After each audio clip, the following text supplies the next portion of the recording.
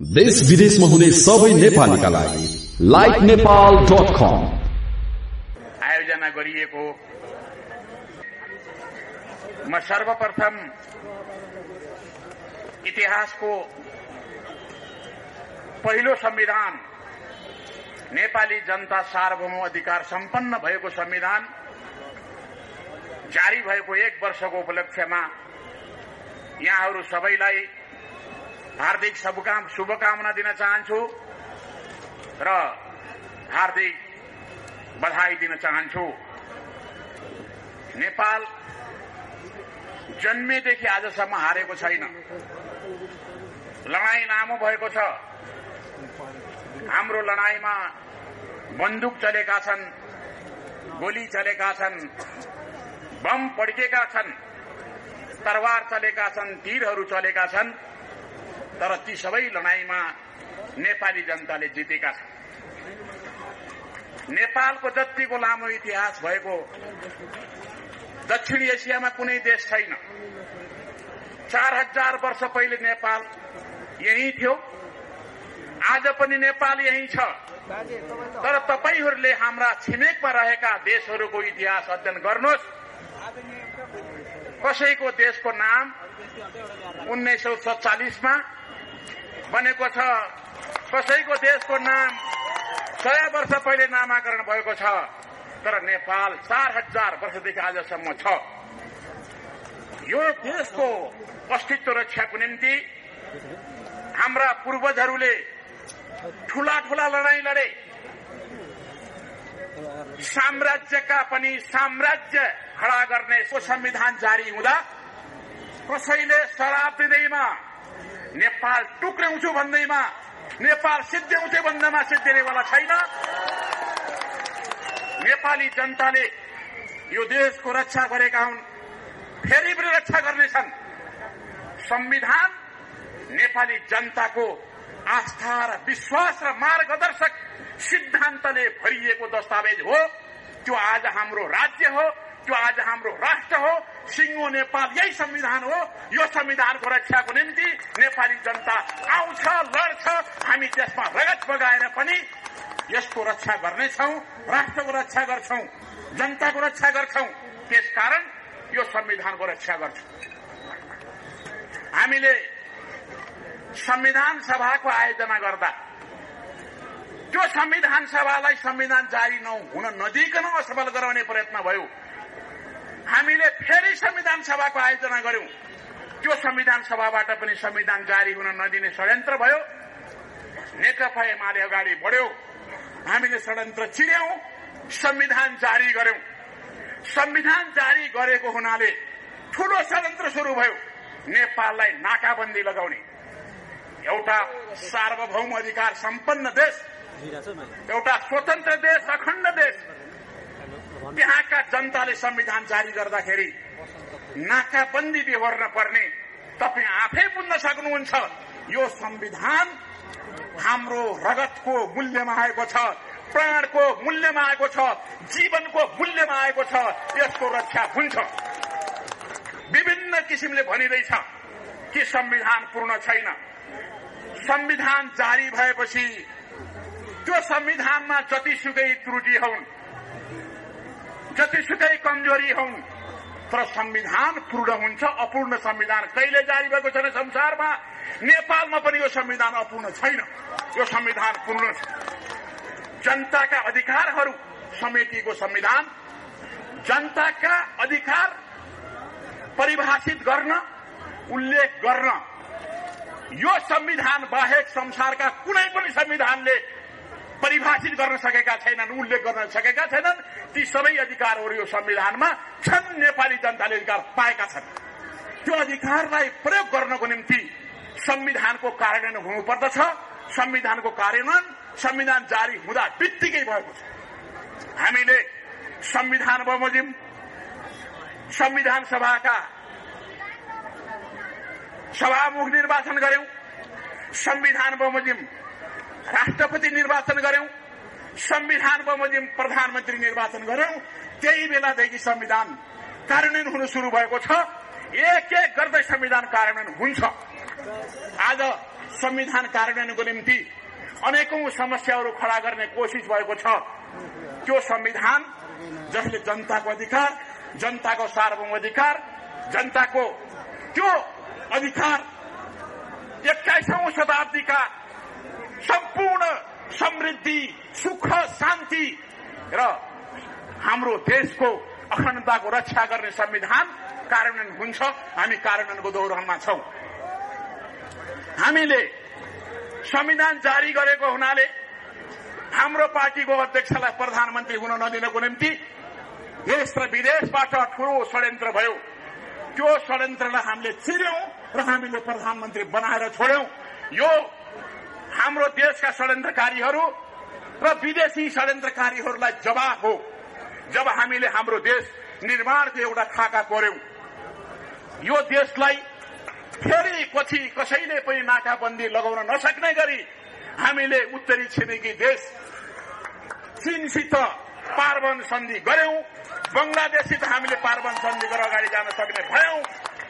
अब हाम्रो सरकारलाई गिराउनको निम्ति षड्यन्त्र सुरु भयो। त्यो षड्यन्त्रलाई हामीले चिर्न सक्ने गरी हामी अगाडि बढ्दैथ्यौं। तर शत्रुहरूले नराम्रोसँग प्रहार गरे हामी माथि। शत्रुहरूले, विरोधीहरूले, प्रतिद्वन्द्वीहरूले प्रहार गर्ने सबभन्दा कमजोर ठाउँ हुन्छ उनीहरूले खोज्छन्। जहाँ बलियो ठाउँ हुन्छ त्यहाँ प्रहार गर्दैनन्, किनकि त्यो बलियो ठाउँमा प्रहार गरेपछि आफै पराजित हुनुपर्दछ। त्यसो उनीहरूले खोज्न सुरु गरे सबभन्दा कमजोर ठाउँ कहाँ छ, सबभन्दा कमजोर बिन्दु कहाँ छ। त्यो उनीहरूले पत्ता लगाइसकेपछि त्यहाँ प्रहार गरे। त्यहाँ प्रहार गर्दा उनीहरूले चारो हाले। त्यो कमजोर माछाको रूपमा रहेकोले चारो खायो र त्यो चारो खाइसकेपछि हाम्रो सरकारलाई गिराउने काम भयो। राजनीतिमा नैतिकताको ठूलो महत्व हुन्छ। नैतिकता कानूनमा उल्लेख भएको हुँदैन, आदर्श कानूनमा उल्लेख भएको हुँदैन। तर मान्छेले म मान्छे हुँ भन्नको निम्ति उसका केही मूल्य मान्यताहरू हुन्छन्।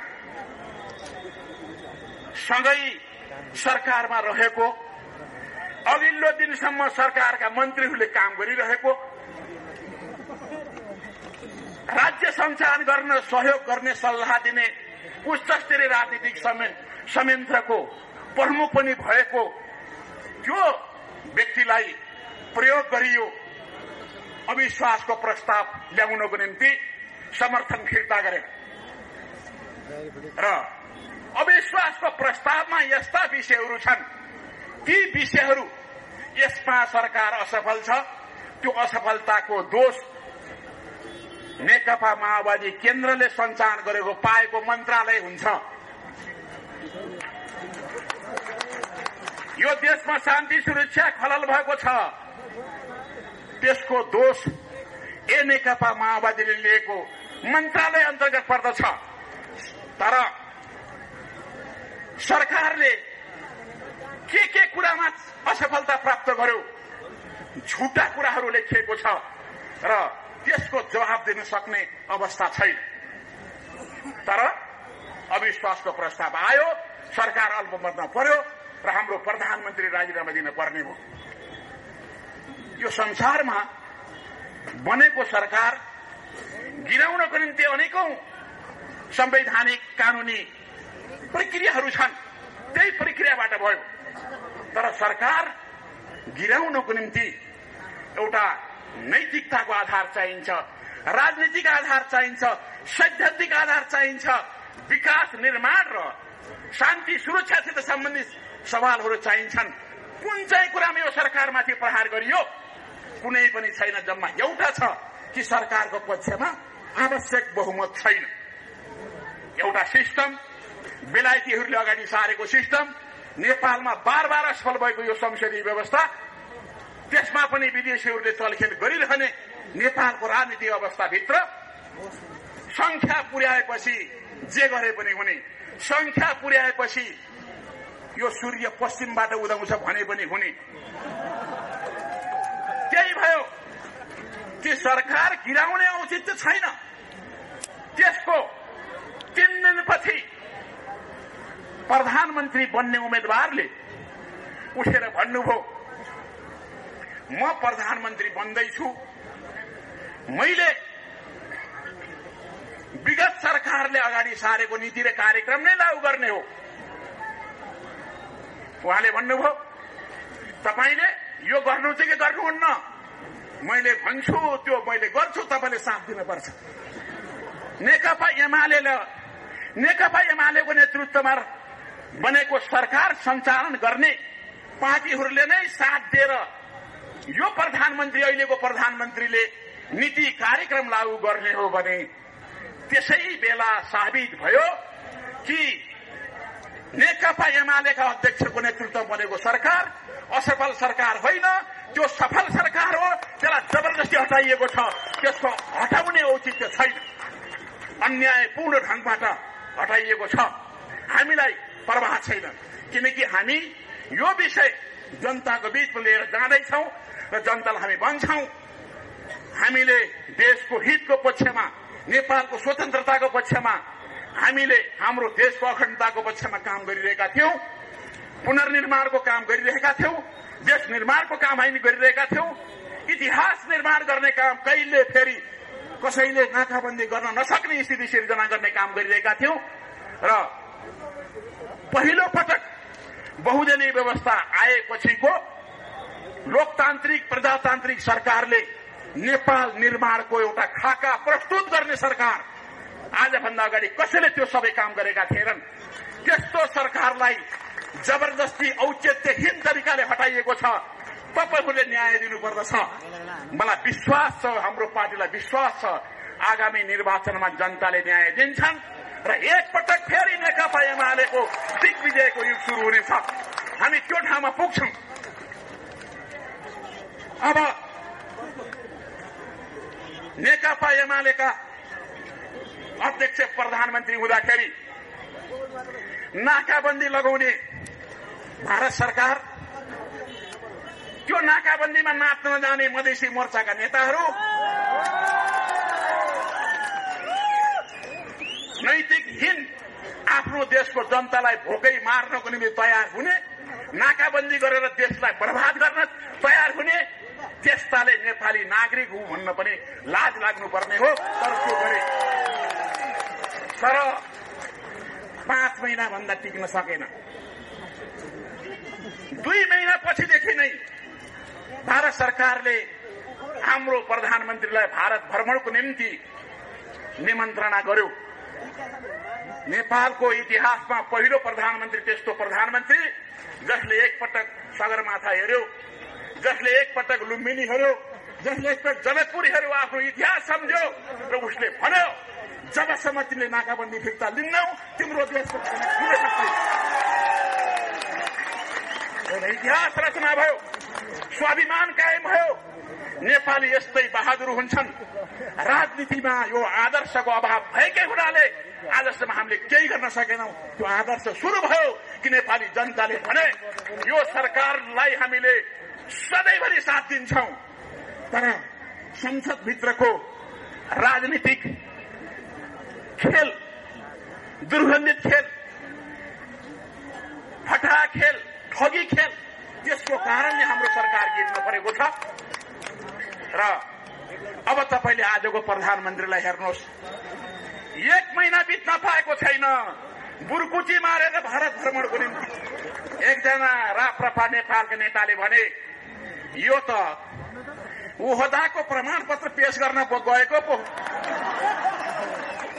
नेपालको प्रधानमन्त्रीले एउटा सार्वभौम अधिकार सम्पन्न देशको प्रधानमन्त्रीले अर्को देशको प्रधानमन्त्री समक्ष त्यस्तो ओहदाको प्रमाणपत्र मलाई मानिदिनुहोस् भनेर भन्न जान सुहाउँछ र मलाई विश्वास छैन त्यसो गर्नु भएन।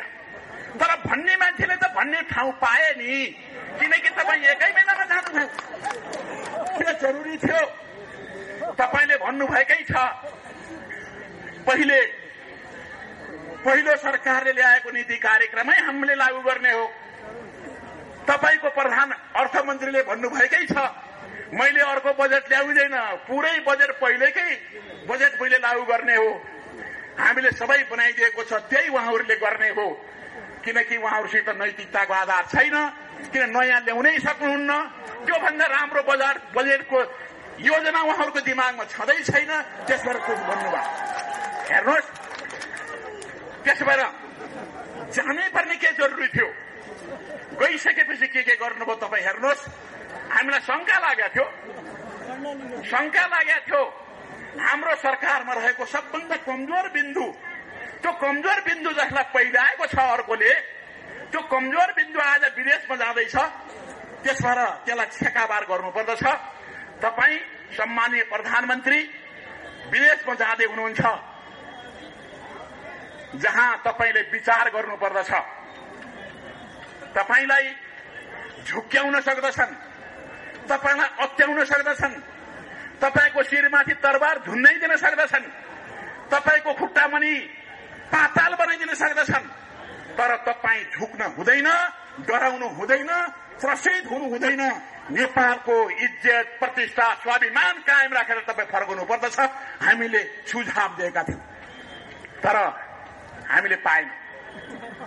हामीले के पाएनौँ भने हिजोको प्रधानमन्त्री जसले तिमीले हाम्रो विरुद्ध जे काम गरेका छौ, जे दुष्कार्य गरेका छौ, नाकाबन्दी फिर्ता नलिँदासम्म भ्रमण गर्दैन भन्ने एउटा प्रधानमन्त्री, अर्को प्रधानमन्त्री जसले गएर त्यहाँको प्रधानमन्त्री जे भन्छन् त्यसैमा सही साफ गरेर आउनुभएको छ। भारतका प्रधानमन्त्री नरेन्द्र मोदीले नेपालको संविधानलाई आजसम्म स्वागत गर्नुभएको छैन। यसको मतलब नेपालको संविधान उहाँहरूको इच्छा विपरीत जारी भएको छ। यो बुझ्न पर्दछ। नेपाली जनताले गौरव गर्नुपर्दछ। विदेशीले समर्थन गर्छन् कि गर्दैनन् भन्ने कुरा हाम्रो मतलब छैन। हाम्रो देशको संविधान हो, त्यसबाट हामीले जारी गर्यौं, तर पनि उहाँको चित्त बुझेको छैन। त्यसबाट उहाँले भारतभित्र पनि धेरै कोसिस गर्नुभयो, तर त्यहाँका कैयन राजनीतिक पार्टीहरूले मोदी सरकारको विरोध गरे। उहाँ बेलायत जानुभयो, बेलायतको प्रधानमन्त्रीलाई झुक्क्याएर नेपालको संविधान अपूर्ण छ, त्यस भएर त्यसलाई पूर्णता दिनको निम्ति अनुरोध गर्ने वक्तव्य निकाल्न लगाउनुभयो। युरोपियन युनियनको ठाउँमा जानुभयो, त्यहाँ पनि उहाँले त्यसै गर्नुभयो।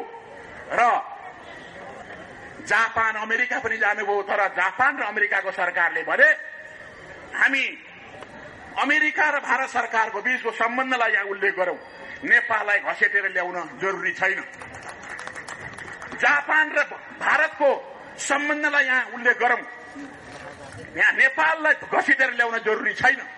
जापान र अमेरिकाका प्रधानमन्त्री राष्ट्रपतिले त्यो जवाफ दिए, त्यहाँ भएन।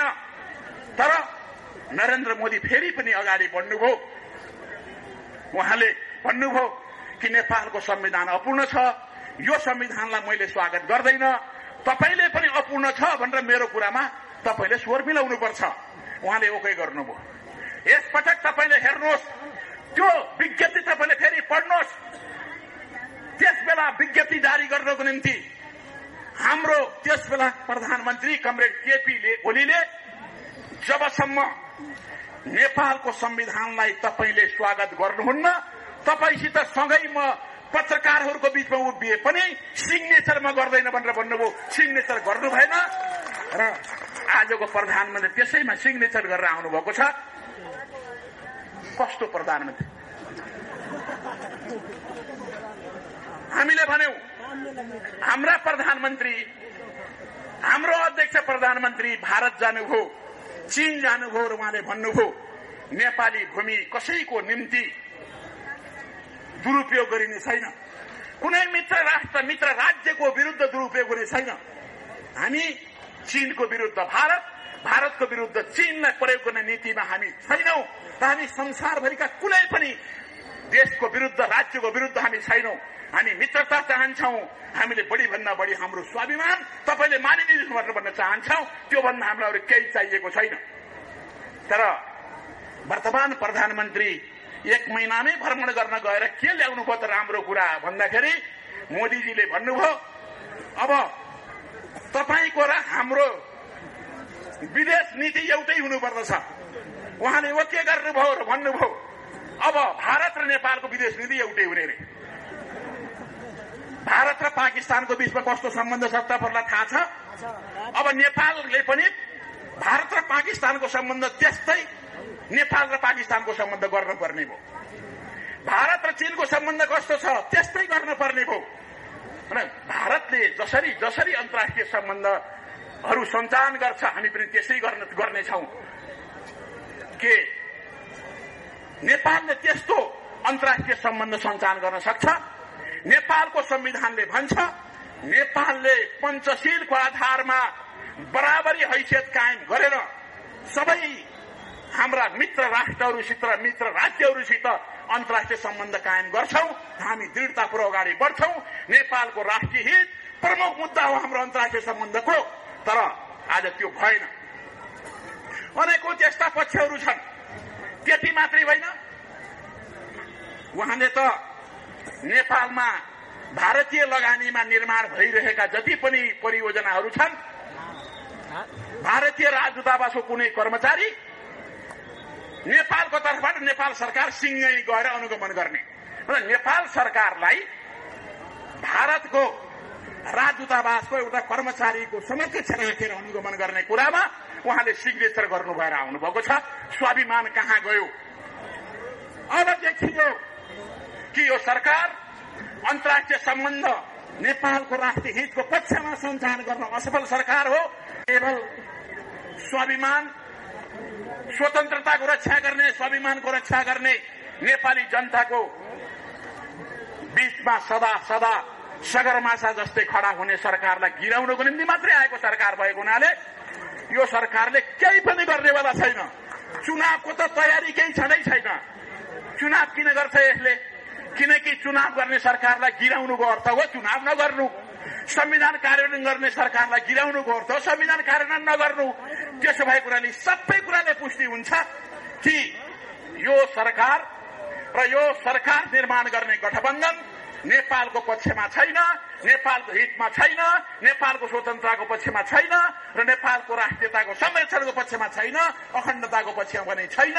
एक एक गरेर तपाईँ हेर्दै जानुहोस्, पुष्टि हुँदै जानेछ, पुष्टि हुँदै जानेछ। र अब तपाईहरुले चिन्ता नगर्नुहोस्। भने त्यसो हो भने अब देशको स्वतन्त्रता कसले रक्षा गर्छ? जनताको समृद्धिलाई यो महाअभियानलाई कसले अगाडि बढाउँछ? र यो नेपाललाई सधैँभरि स्वाभिमान राख्ने पुर्खाहरूको सपनालाई कसले साकार पार्छ? तपाईले चिन्ता नगर्नुहोस्। ती सबै पूरा गर्नको निम्ति नेकपा एमाले खडा छ, तपाईहरुको बीचमा आएको छ, अगाडि बढ्छ। हामी त्यो जिम्मेवारी पूरा गर्नको निम्ति सक्षम छौं। एक एक एक गरेर हामी सक्षम छौं। एउटा मात्रै होइन, दुईटा मात्रै होइन, हजारौं हजारौं लाखौं लाखौं नेकपा एमालेहरू लामबद्ध छन् र उनीहरूले यो देशको रक्षा गर्नेछन्। तपाई चिन्ता नगर्नुहोस्। यो संसारमा हतियारले सबै कुराको निर्णय गर्दैन, जनताको मतले सबै कुराको निर्णय गर्छ। जनताको मत नेकपा एमालेको पक्षमा छ।